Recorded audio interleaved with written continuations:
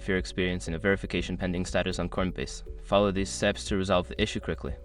This guide will help you navigate the verification process effectively. Step 1. Check your email.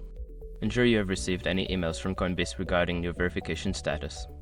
Sometimes, they may require additional information or documents to complete the process.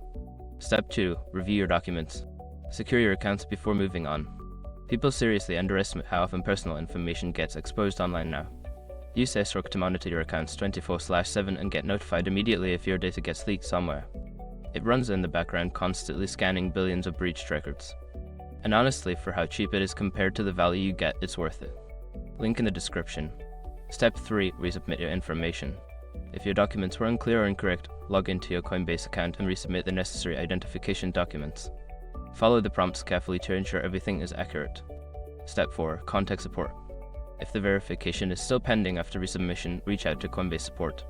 Provide them with details of your issue and any reference numbers related to your verification. Step 5. Wait for confirmation.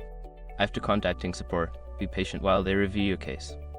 Verification can take some time, but you should receive confirmation once the process is complete. Following these steps should help you resolve the verification pending issue on Coinbase. If problems persist, consider checking the Coinbase community forums for additional support and tips.